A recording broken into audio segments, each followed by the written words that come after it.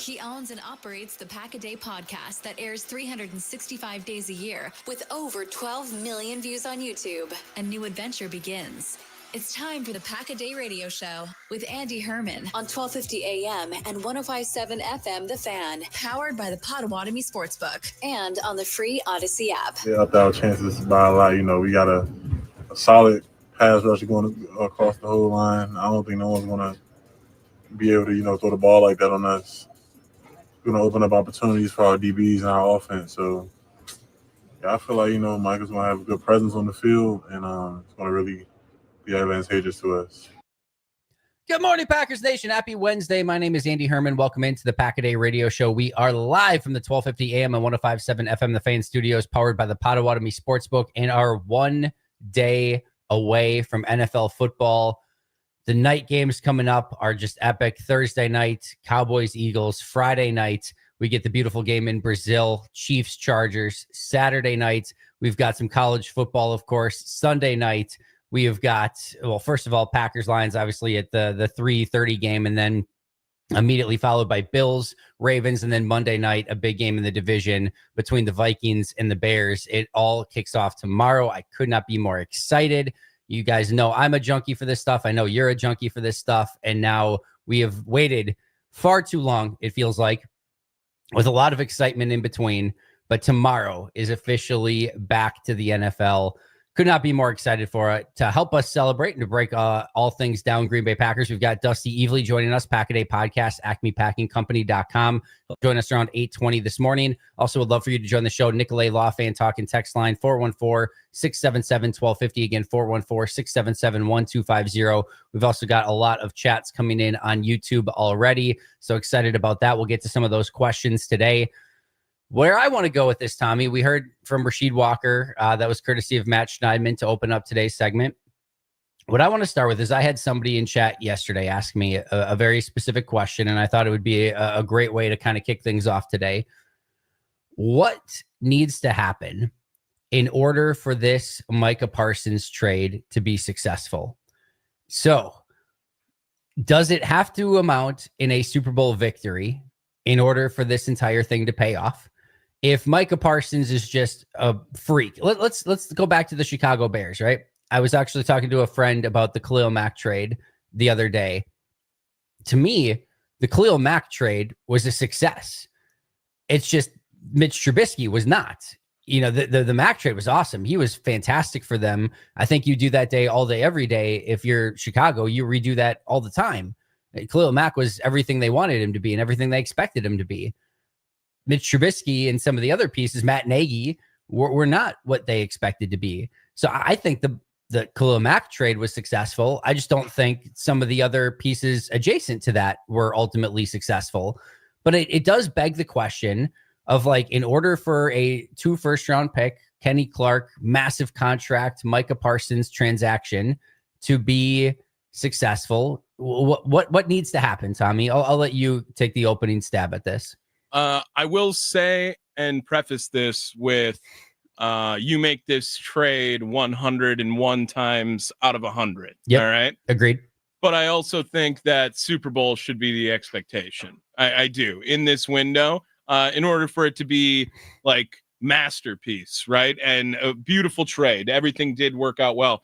Andy, we're already an organization, we already cover an organization like the Green Bay Packers who do say year in and year out, like the goal is Super Bowl, regardless, before Micah Parsons even got there. So now adding a piece like a Micah Parsons, who is going to shore up the defense and really be a leader immediately on your defense, has to be Super Bowl. The goal doesn't change. This should have been the goal already, Andy. Yeah, I think there's a level of truth to that for sure. And I'm completely with you all the way in that the expectation coming off of this has to be a Super Bowl. And again, I struggle with this all the time because, man, there are 32 teams out there. There are some really good teams every single year. And I mean, just by law of averages, you should win a Super Bowl about once every 32 years. And it's a very difficult thing to have to do. At the same token, every time you get to the end of the year and you're not, having that Super Bowl parade and bringing a Lombardi back to Green Bay, it does feel like a level of disappointment. And when you already had to me, where I viewed Green Bay prior to the Micah Parsons trade was like they were adjacent to the Super Bowl conversation. They were fringe Super Bowl contenders. If you squinted just the right way, you could probably see like, yeah, if everything comes along, if LVN takes a big jump, if Rashawn Gary plays like he did a few years ago, if you stay healthy at the right positions, maybe Carrington Valentine becomes really a big time player as one of your corners. If Marshawn Lloyd comes back healthy, the receivers don't drop the ball this year. Like there's a lot of ifs that kind of go into that. That list kept getting longer and longer, Andy. It was getting me less and less optimistic as you kept saying stuff. Yeah, no, but I mean, like, in before Micah, like, right. it felt like a lot of things needed to go right in order for that to happen. And it's not impossible.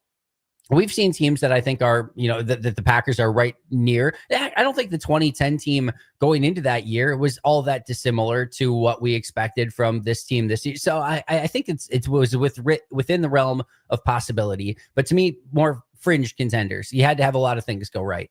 To me now, with Micah Parsons, you are a legitimate contender. You have multiple ways that you can win games. And I think you have that player where if you are up by 4 points and the other team has the ball, 2 minutes left and they're driving, that you feel like you have a much better chance of just getting off the field. Or if you're up 3 and they need a field goal to tie, again, you have a much better chance of getting off the field. Just obviously giving you multiple chances to get turnovers throughout the course of the game and sacks throughout the game, giving you extra possessions.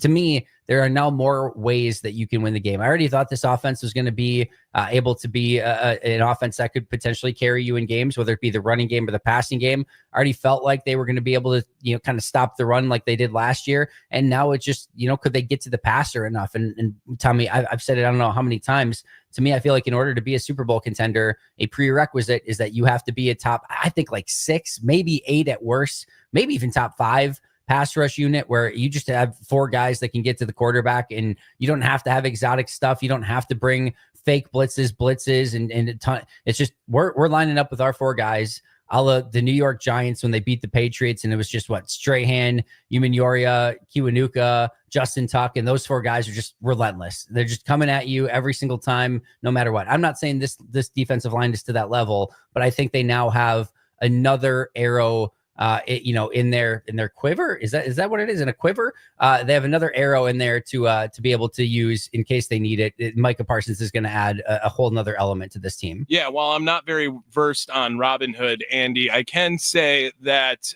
last year watching the Super Bowl, I mean, while Jalen Hurts was phenomenal and absolutely deserved MVP of that game, they won because of the pass rush they were able to put on Mahomes that entire game, with only bringing 4 most of the time as well.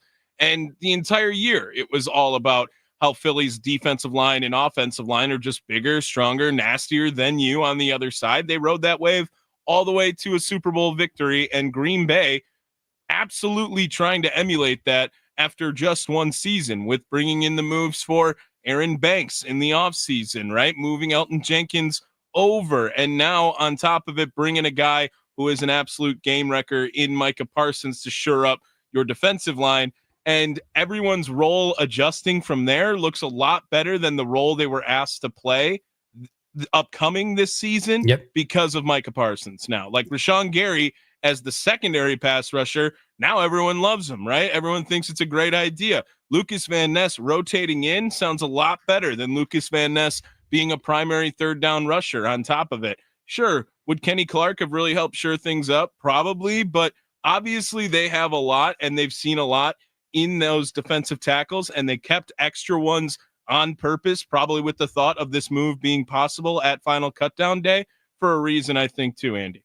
Yeah, and I think, we've talked about it as well. It's almost like you have your starting rotation in baseball, you're feeling okay about it, and then you add an ace to it, and you add your ace, and all of a sudden your guy that was 1 goes to 2, your 2 goes to 3, your 3 goes to, and everything just slides into place. Or you add a all-star closer to your team, and now the guy that was closing goes to your setup guy, your setup goes to the 7th inning, and so on and so forth. It just everything falls into place a little bit better.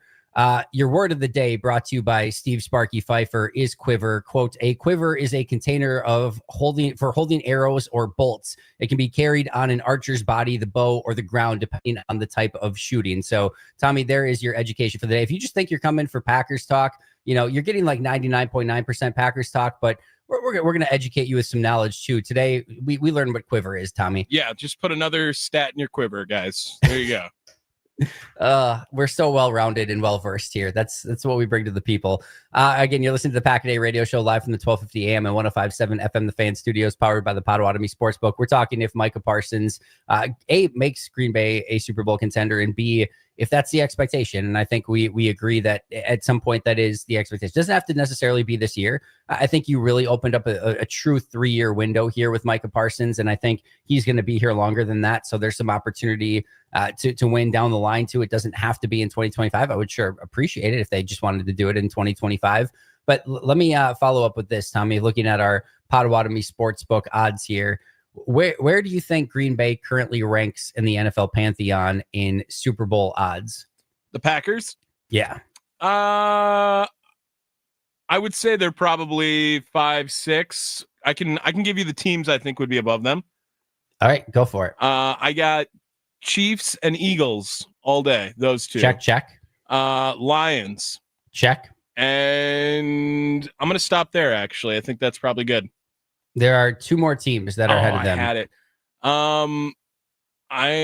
I'm lost. I don't know. Including one of the top team, and then tied for third. And then the third team. Well, Baltimore.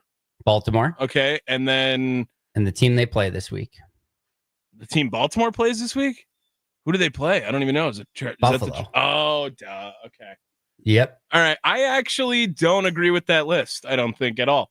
I think.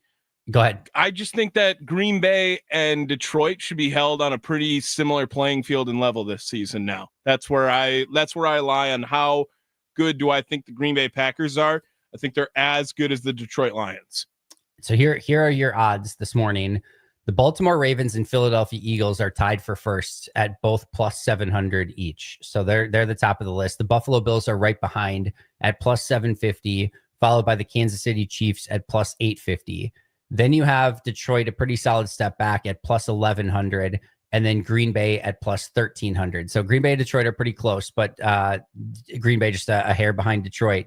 And then you take a pretty big jump after that to the 49ers at plus 1,800, the Commanders at plus 2,000, the Rams at plus 2,000, the Bengals at plus 2,000, etc. So I would say after Green Bay, there's a pretty big step down. So it would seem to me, and you might argue like the top four are highest with the Chiefs, Bills, Eagles, and Ravens, but then you've got the Lions and the Packers pretty much right behind them. I think that Green Bay being behind Baltimore, Baltimore hasn't done anything in this time frame either. Like they continually choke in the playoffs as well. And at least the Bills have an excuse of they run into Kansas City, but like Baltimore, they haven't proven anything either.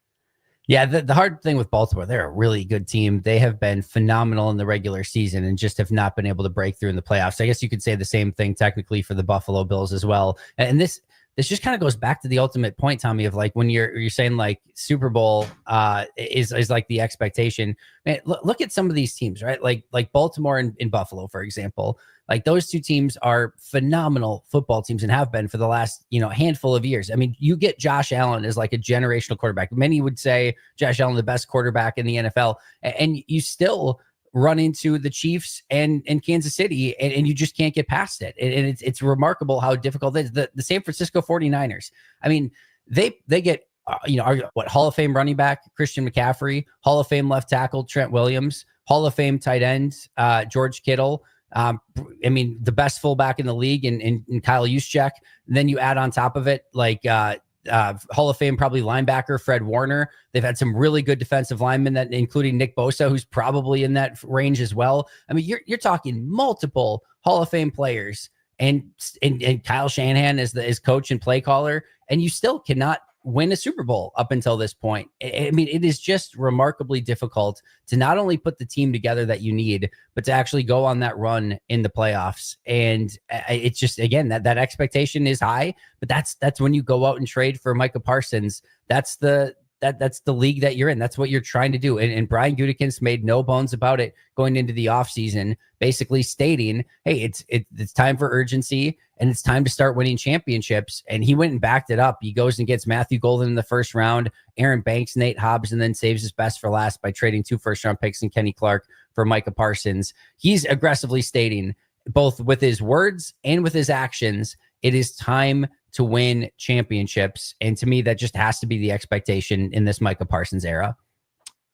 Yeah, we'll have to see how Green Bay unfolds with it. I do think that this first year is going to be a good measuring stick for it as well, to see really how you shore up pieces around now Micah Parsons on the defense and on the other side with the offense. Andy, the first depth chart, unofficial depth chart, came out yesterday for the Green Bay Packers. And there was no one really super shocking, super surprising there.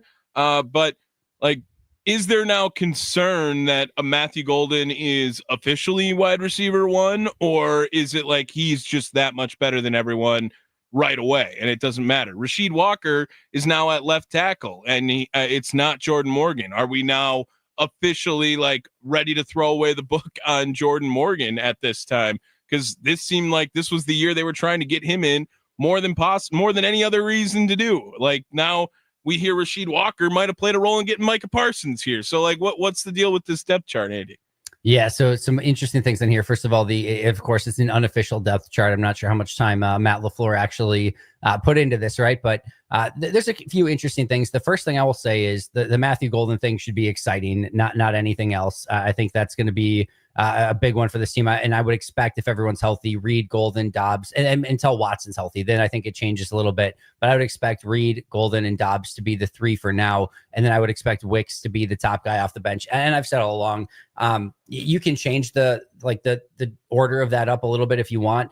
Until Watson comes back, there's going to be 4 wide receivers that play a lot. They're probably all going to get about 40 snaps or more. And that is Dobbs, Golden, Reed, and Wicks. I think all 4 of those guys play quite a bit. So just because Wicks is on that second line, I still think he's going to play a lot, assuming that he's healthy. And I think you're going to see a pretty solid rotation there. If I had to guess, I kind of wonder if Savion Williams is kind of just a healthy scratch, and then Malik Heath is the number 5, kind of used as a blocking receiver a little bit more on special teams. But that one I'm a little bit more intrigued by.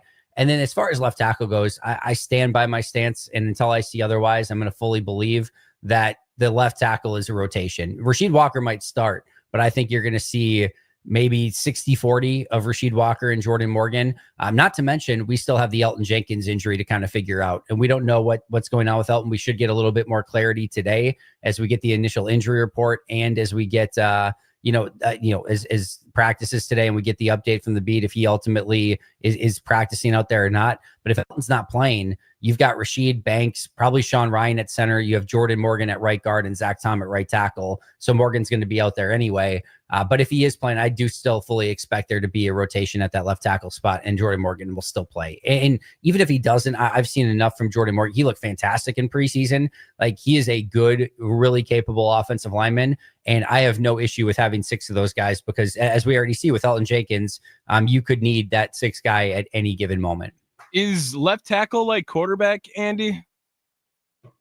It is not. If you have 2, you have none. Right. It is not to me at all. Like, I think it's why rotate like with the most important position on the offensive line, arguably, though. So here, I think first of all, Green Bay looks at it as they're probably equals anyway, or like at least in that same vicinity, right? I think the bigger thing is, I think they think they're both capable at starting at left tackle. They know, probably pretty sure, that Rasheed Walker is going to be gone next year. Rasheed's probably a smidge ahead of Jordan Morgan right now, but Rasheed's probably gone next year. It's not different, by the way, to me. And I know it's the importance of the positions may be different, but when John Runyon Jr. and Sean Ryan rotated at right guard, and John Runyon Jr. was pretty clearly, to me, it wasn't by a ton, but John Runyon Jr. was the better right guard than Sean Ryan was when they were doing that rotation. But John Runyon Jr. was going to be gone the next year, and it was really important for Sean Ryan to take those snaps to start getting acclimated to that position, and it helped him a ton. I didn't think he was that much worse than John Runyon Jr. even in that first season, and by the time he got to be the starter next year, I thought he was much better for having those snaps under his belt the year before. So I think it's more of just hey, we need to keep this guy fresh, and we know he's going to be the starter at left tackle probably for the foreseeable future. So we need to get him real life NFL reps, and the competition is close enough. We probably don't want to do that to Rasheed, where you're going to cost that guy like literally like tens of millions of dollars potentially by benching him, and he's going to be unhappy, and that's not what you want there either. So I think a rotation does make sense, unless all of a sudden Rashid just completely outplays Jordan, or Jordan just completely outplays Rashid, which we saw not too long ago also at left tackle when it was Rashid Walker versus Yash Nyman, and those two were rotating, and about halfway through the season, everybody could see Rashid was just the far better left tackle, and they just went with Rashid for the remainder of the season, and Yash moved to the bench. So I don't mind that to start the season and feel things out and see how it's going. But no question, if one of those guys is just the easily better player, you go with them for the remainder of the season. Yeah, and maybe that is something we'll see transition later on for Green Bay. But I don't know. I just always thought that the competition this offseason was really unjust in Rashid Walker's name, because I didn't think he was a problem at all last year. I know they want to get Jordan Morgan, and Jordan Morgan is the future on that offensive line, but like, not Rashid Walker's fault that he's not bad as at the same time either. And I do not care the performances in preseason. It just does not, like, I especially the games, like, I know Jordan Morgan was phenomenal in the games, like, I don't think he had a lot of pressure the entire time at left tackle. But still, like, no, it just doesn't matter to me, because it obviously isn't something they weigh in on a lot of these anyway. We saw that with cutting Isaiah Simmons that last week, right? He had maybe his best game, but it didn't work out. And there was other players who had pretty good preseason games that didn't make the team. So it shouldn't really matter for competitions either, if they're not going to weigh it as heavily as they do all around the roster.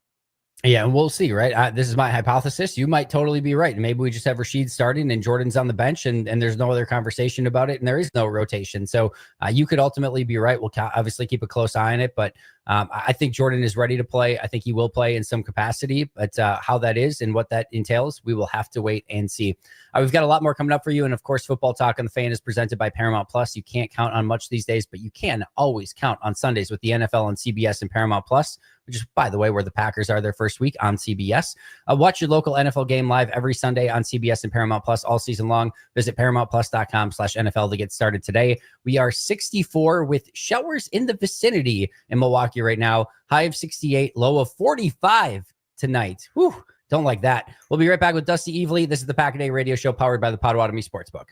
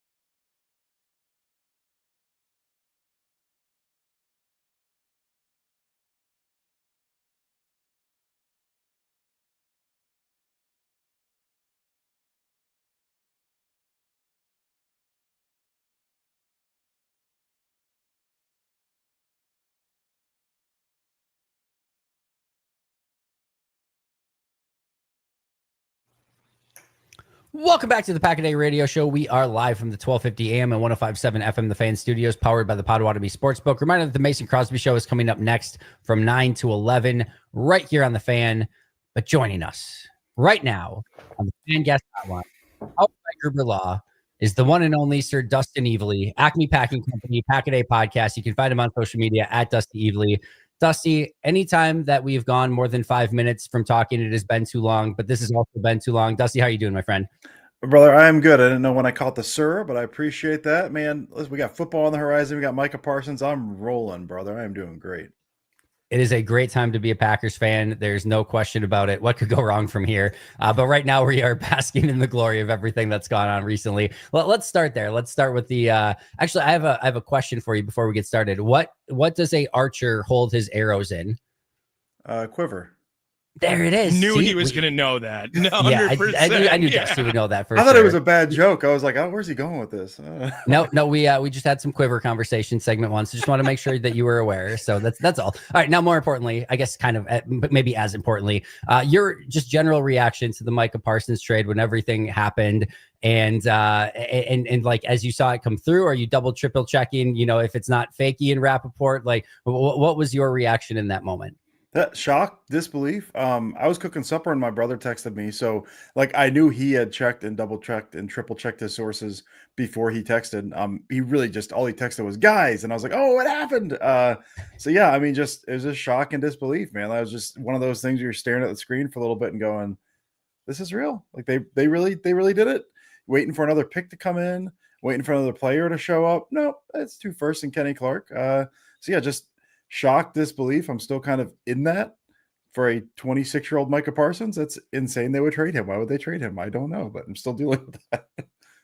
The fact that Green Bay got younger in this trade, that they were already the youngest Insane. team in football, and they somehow pick up Micah Parsons in a 2 first-round pick trade and got younger in the process by going from Kenny Clark to Micah Parsons is really like one of the like side stories that's really incredible in this entire thing. You've obviously been digging into the tape. I have as well. Probably you're probably ahead of me on tape study right now, but he's obviously just so insanely fun to watch. As you've watched some of the films so far, what's kind of stood out to you most that you're just either you're drooling over or you just can't wait to kind of see how Jeff Hafley utilizes him? I mean, he's good. I mean, he's the speed and violence that he plays at. I mean, at all levels, and he'll do. I mean, I think one of the biggest things. It's not even like the mug stuff because you get like the 2 A-gap muggers. You got the 2 guys on either side of the center. They've got him and whatever. I think it's called the radar front, which is like the 5. But you got the 2 split out, and then he's over the center. He's beating good centers clean. Like he's got that quick twitch where he can go across the face, but if they're playing across the face, he'll cut that off, get skinny, and get vertical through that instead of crossing. The speed and violence he can do that at with good players is shocking. I mean, one of the big things I was looking at was, obviously I was watching a bunch of pass rush stuff, and I watched a bunch of run stuff too. And the run stuff was, how does he hold up point of attack, right? Because that was the thing. Like, well, he's not a good run defender. Well, like he's not a big dude, and so like he will get like the only negative I've seen on him, he'll get moved by double teams. Like if they're running duo at him and they want to displace him, they can displace him. Like that'll, but that's true of pretty much every edge rusher that's that size. It's his speed, violence, and then like just intelligence. You'll see him in the run game. Dude, he had one that it was just kind of one of those. I made so many noises watching Micah Parsons. He had one that was, you get that like that split flow zone action. We got the tight end like pre-snap motion, and then he's supposed to like come onto the line at the snap and then cut off the end man on the line of scrimmage. He's blocking the backside of the run goes. I mean, Packers have run this 1,000 times. Tight end goes in motion. They snap the ball. Micah beats the tight end to his spot. The tight end's in motion before the snap, and he beats the tight end before the tight end can even get there to cut off the end man on the line of scrimmage and makes a tackle for loss. So it's that combination of speed, violence, and intelligence. He's like he will get displaced occasionally in the run game, but he's going to make up for that for just like he can get so skinny. He is such a good tackler that he's going to get you some TFLs in the run game as well. So I mean, he excels at all levels. I think someone asked me that recently. They were like, "Well, what's he bad at?" And I was like, "Nothing. He's not bad at anything."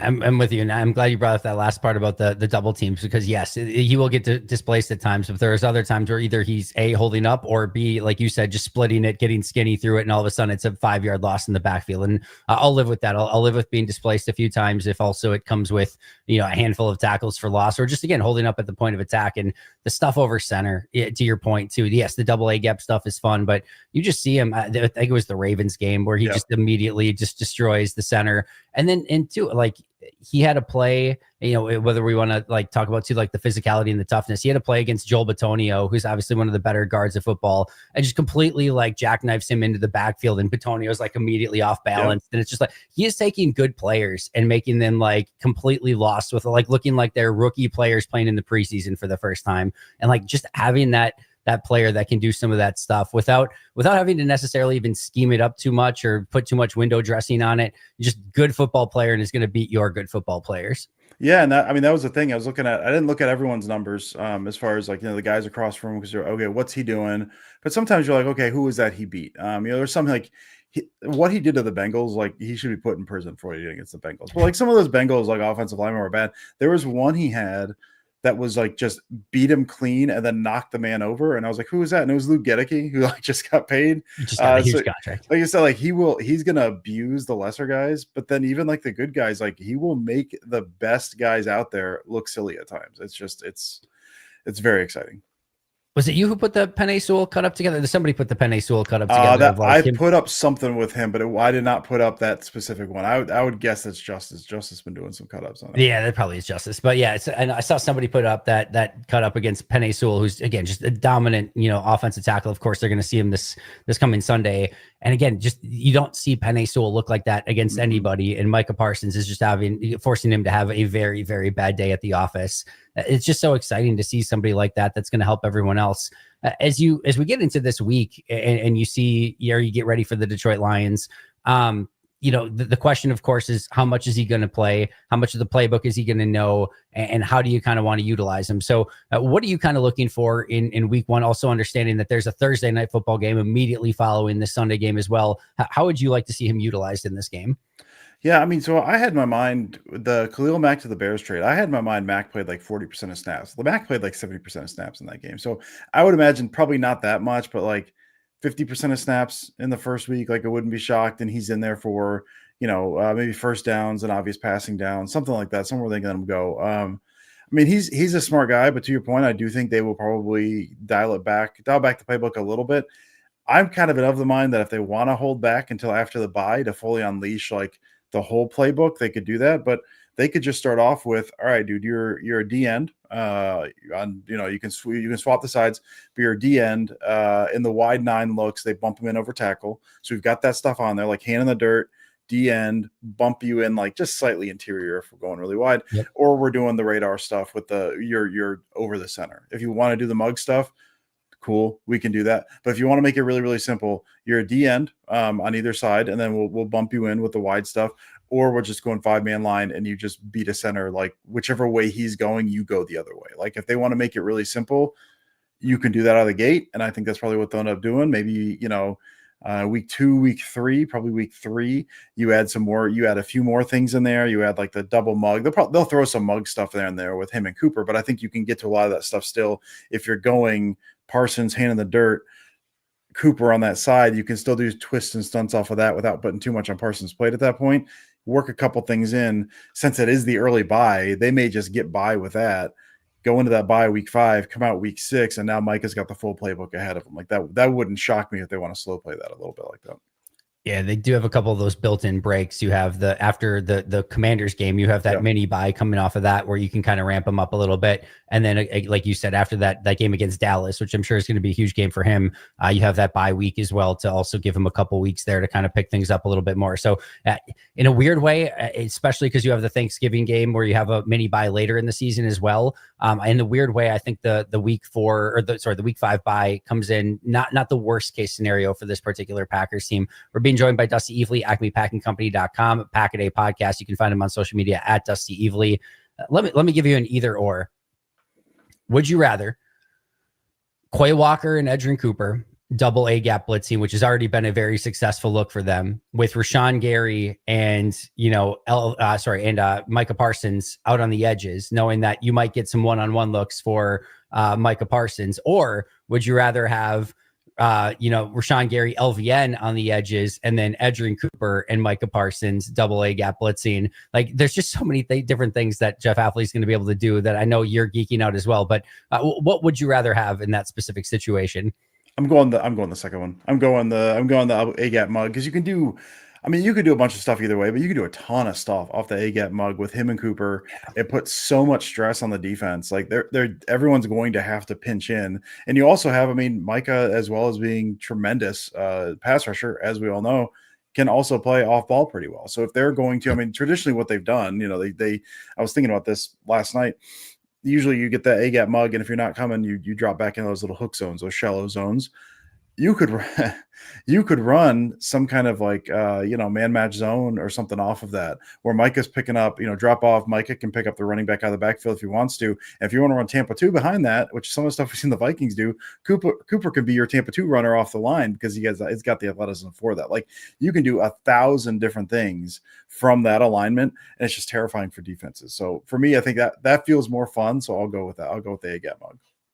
The best part is that both of those are very, very fun. And I think it's going to cause a lot of headaches and chaos for opposing offenses. One of the things we talked about in our opening segment today, what are the expectations now for Green Bay? Is this maybe not this year, but is it Super Bowl or bust? Does it have to be a Super Bowl win in order for this trade to be successful? I brought up Khalil Mack, where I thought the Khalil Mack trade was successful, even if the Bears ultimately were not. It was not Khalil Mack's fault that Mitch Trubisky and Matt Nagy did not turn out to be the way that you ultimately wanted them to be if you were a Bears fan. It turned out great if you're a Packers fan. But how do you ultimately judge this trade for what happens from here on out?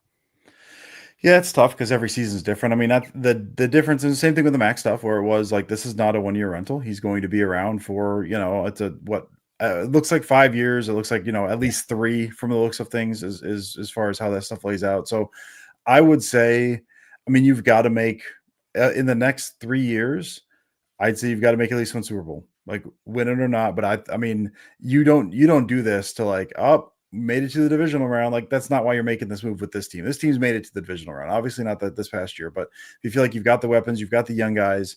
I mean, answer can change depending how some of the stuff plays out. But as it sits now, you give up 2 firsts, you give up Kenny Clark. You've got a team you feel like is ready. I feel like if you don't get a Super Bowl appearance in the next 3 years, you would say, well, that's, maybe a bit of a failure of a trade. Even though I'm sure we'll have fun watching along the way, but I don't know, that feels right to me at the moment. It feels weird that in any normal week, we would have been already spending all of our time breaking down Packers Lions. It's a massive game, week 1. And we've barely touched on it so far because of obviously the huge news about Micah Parsons, and wanted to get all of your amazing thoughts from your film study that you've done so far. But there is a huge game coming up on Sunday, Packers Lions. What are you looking for in this one? Where's the game going to swing one way or the other? And kind of what are your expectations going into this game? I mean, I think part of the reason I answered the way I did with the Parsons alignment is because of this game, and thinking about the Lions, where are they weak? Interior offensive line, which they have not been. They're working on a couple new pieces. You had someone retire. We've Zeitler left, if I'm not mistaken, as well. So you've got a couple new pieces there. Obviously, we know like the coordinators are new, so there's a little bit of unknown on both sides of the ball there. Even if I do think there's going to be carryover. Like, I don't think. By the way, it's the offensive coordinator's name is John Morton. I always think it's Johnny Morton. I'm like, oh yeah, he was a good receiver, and then I look at the picture like, that's not the same man. Same guy. But I think he's been with the Lions before. I know Campbell kind of does as a bigger hand in the offense than people believe, but still, you're changing play caller. I think Ben Johnson was a tremendous play caller. And then defensive side, I think they basically handpicked this guy a couple of years ago as the kind of heir apparent to Aaron Glenn. So I think there's going to be some carryover there, but there's still a lot of unknowns. And to me, it's the weakness on the inside of the interior line of the offensive line. So if you're mugging A-gap stuff there, if you're putting stress on the interior of the offensive line, that's what you can do with this defense. That's where they're weak anyway. So to me, that's like, all right, that's where we're going. We're trying to on defense. We're trying to stress that middle. We think we can get some free runners. We think we can collapse, and we think we get some free runs on the outside. Like, we think we can do that. And we think we can kind of dominate the game up front on that stretch. And the running game, the Lions running game has been great. I think you lose something losing those guys as well. And so now you've got some Hopefully Evan Williams healthy this year, coming in healthy this year. We know what he is. Cooper 100% this year as well. So you've got this very athletic second year group behind him that's able to play downhill a little bit more. I think you can shut down the run a little bit. And then, offensive side, I don't know how the defense is going to be. Glenn ran like a very specific defense, but he ran it in a very specific way. I think the attitude's still going to be there. I think you see a drop off. We've seen Love. I think the last game he did. I mean, he's not played well against them. Like, did not start well the past couple of games. Healthy Love, I think, is a different animal. I think the offense is going to be more aggressive with Parsons. I think the play calls are going to be different from the downs because of what they feel Parsons can give you. I think we see not a different offense. I think we see a different approach. And I think we see Love coming out of the gate better against the Lions than he did last year as well. So, I mean, I'm seeing – I think defense is going to look better. I think you can take advantage of the interior of the offensive line. And then I think they can get the run game going a little bit because McNeil's still out. May have trouble drop back pass stuff just because Hutchinson is an animal and he's obviously going to want to wreck shop. But I think they can get what they want in the passing game as well. So listen, man, this might just be first week. And I think it is because there's so many unknowns. This doesn't feel like a bad matchup to me right now, where it did last year. I think just because there's more unknowns on the Lions and more people on the Lions, this is one where like week 1 Lions at this point, I think I'd rather face the Lions week 1 than week 10 as it currently stands, because there are, by that point, some of the stuff levels up. But by now, I think they're maybe trying to figure some stuff out. And so I think you can jump on them right now. Not all the genius things that you just mentioned, but I just think getting that bump from getting Micah Parsons, I think the crowd is going to be insane. I think Green Bay is well aware they went 1-5 in the division, that they lost both games to Detroit, that they went 0-6 in big games a season ago. I think they're going to understand the assignment here. And I think all the things that you mentioned, that it's probably better to get them right now. And all those things kind of working in their favor. I like Green Bay for a lot of different reasons as well. By the way, Johnny Morton, that is not a name I have heard in a long time. 53 years old, Johnny Morton, made me feel very old, first of all. Also, did not know former Packers assistant special teams coach, running back, kick returner Chad Morton was his brother. Did not know that either. I didn't know that either. The more you know, Dusty Evely. All right, we got to get you out of here. I know you've got a lot going on. Any final thoughts and kind of a prediction for this game? No, man, I'm just excited to watch. It's week 1's always exciting anyway, but then you add week 1 to all the excitement from Parsons just like less than a week ago at this point. And so I'm ready to watch some football, man. I'm hyped to watch it. I'm again riding high a little bit. I'm taking Packers 31-21. I'm feeling good at the moment, Andy.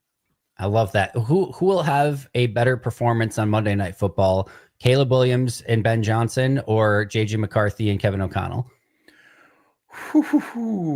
Caleb and Ben Johnson. I do feel like maybe that catches up with them at some point, but I think they come out of the gate pretty well, and I think McCarthy still maybe needs a little more time. The one thing that I'm intrigued by is I don't think you could pick a worse matchup for Caleb Williams in this new system than Brian Flores in that Vikings defense. Like, you have a time to throw issue, and now you're trying to figure out a new offense. Like, hey, welcome, you got Brian Flores, who most veteran quarterbacks can't figure out in a given moment. So I am intrigued by that, but I don't think your answer is wrong either. Dusty, I cannot thank you enough. Football is just about here. We've got our first game tomorrow. Enjoy the heck out of it, and of course, follow him at Dusty Evely, and of course, acmepackingcompany.com, Pack-A-Day Podcast. Anything I missed? No, I think it's it.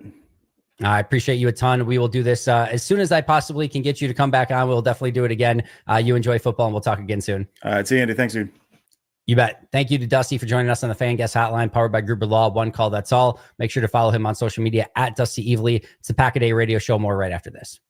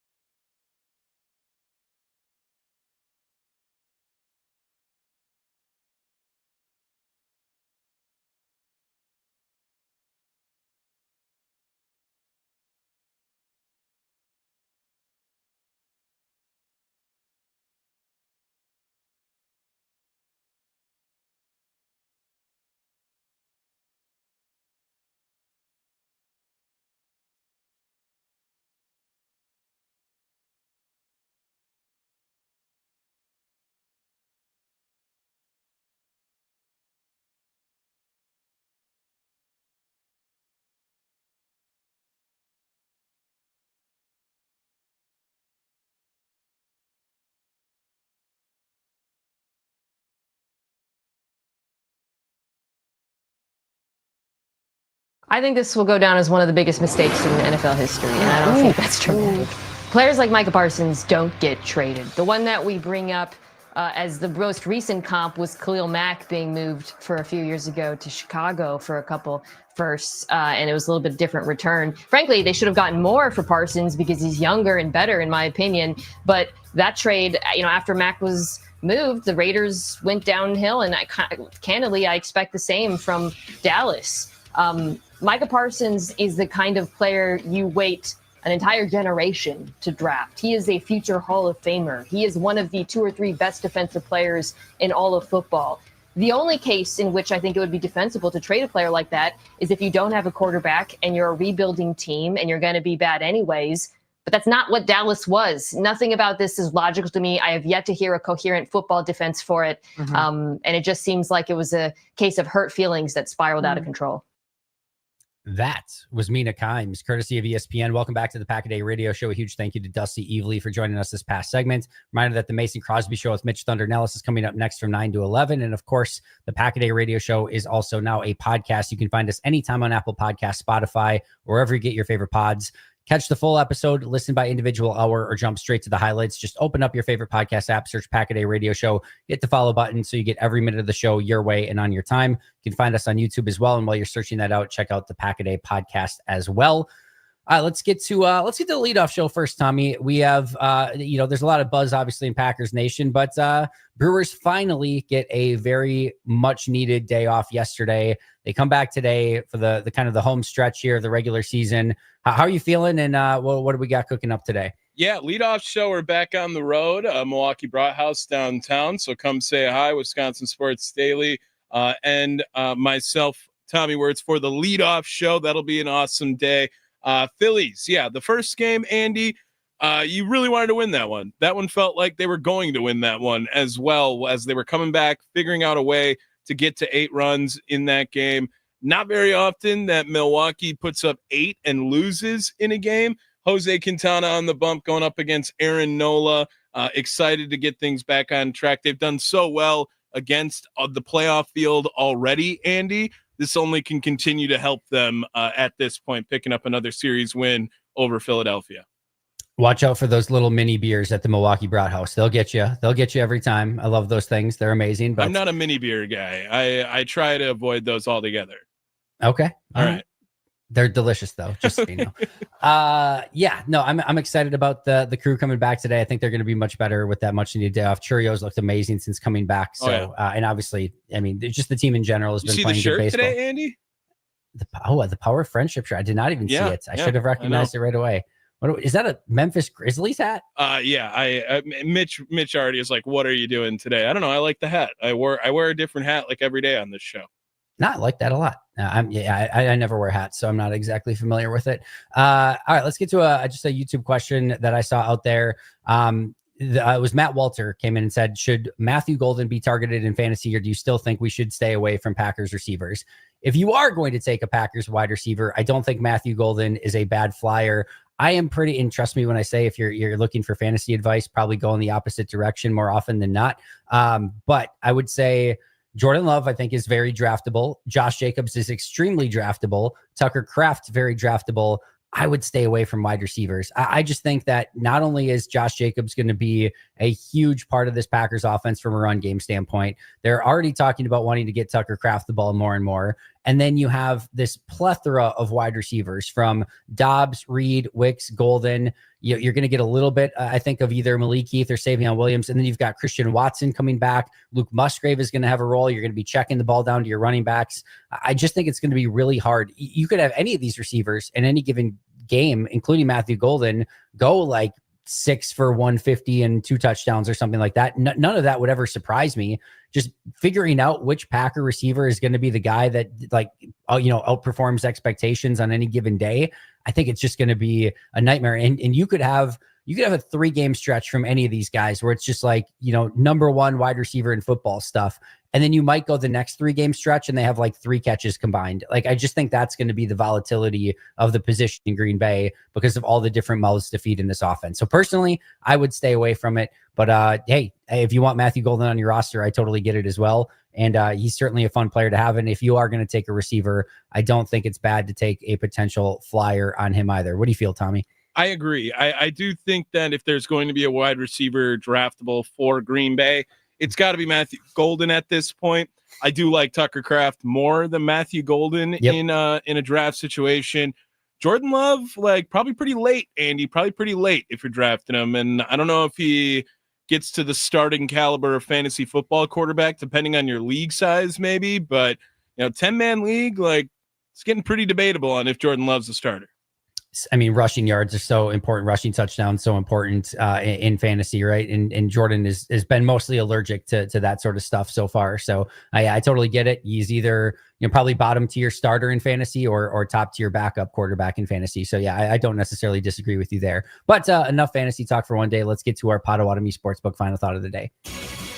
You got to do some smart thinking. It's time for Andy Herman's final thought of the day. What are you thinking? Powered by the Potawatomi Sportsbook. What the hell were you thinking? You're listening to the Pack-A-Day Radio Show on 1250 AM and 105.7 FM, The Fan. Going back to that Mina Kimes audio, getting courtesy of ESPN, I thought not only was this a massive mistake by the Dallas Cowboys, I thought this was a real work of genius by Brian Gutekunst. And going back to our initial conversation, I do believe this makes Green Bay a Super Bowl contender. I don't think they're a fringe contender anymore. I think they are in a core set of teams that has a real legitimate chance to win a Super Bowl. And I do think the expectation, maybe not this year, but has to be Super Bowl for the Micah Parsons era. I need to see Jordan Love, Micah Parsons, Brian Gutekunst, Matt LaFleur, I guess Ed Policy up on that podium, holding a Super Bowl trophy, similar to Brett and Reggie, similar to, Clay Matthews, Charles Woodson, and Aaron Rodgers. To me, this is their shot. Brian Gutekunst called it, said there's urgency. It's time to start winning championships. I agree with them. And to me, Micah Parsons is the player that can absolutely put them over the top. The expectations are there. The players, the coaches, the front office, everyone in that organization knows what the assignment is. Now it's up to everyone to do their 111th, to play their part, to do exactly what they're supposed to do. Hopefully get a little bit of injury luck from the football gods as well, and go out and ultimately win a Super Bowl. Whether that happens in 2025, that's what's going to make this journey so freaking amazing. I cannot wait to see, as soon as we get to Packers-Lions, just to see what this team looks like to begin with, and then how they navigate a very challenging schedule all throughout this season. Tommy, it is going to be epic. Any final thoughts for you today, my friend? No, that's going to open us up for the first segment, though, on the Mason Crosby Show. If you stick along here, me and Mason going to have the first hour joined by Mitch starting at 10. But is this like the most hype a Packers season has had in the Jordan Love era right now? Oh, sure. Because it feels like it has to be. And then how far back do you have to go to get to this level of hype with the Green Bay Packers? Because right now, like, everyone's waiting for Sunday. I mean, the earliest would be 2021, right? 2020, you had the NFC Championship game. 2021, you kind of brought the team back and had those expectations again. So I think that'd be the earliest that you were, had this level of hype for a season. And it might even go back a little bit further than that. I mean, 2020 would be, I think, a fair answer as well. But either way, tons of hype, I think deservedly so. And I think we're all just waiting for this first game, Packers-Lions. It is going to be absolutely epic. Tommy, thank you to you, my friend. Stay tuned for that Mason Crosby Show. Mitch, Tommy, Mason coming up 9 to 11 right here on The Fan. You can find the Pack-A-Day podcast 365 days a year, wherever you get your favorite podcasts. Great guest tomorrow. We're going to be joined by Brandon Thorne. Really looking forward to that conversation. It's been the Pack-A-Day Radio Show. Enjoy your Wednesday. And of course, go Pack Go.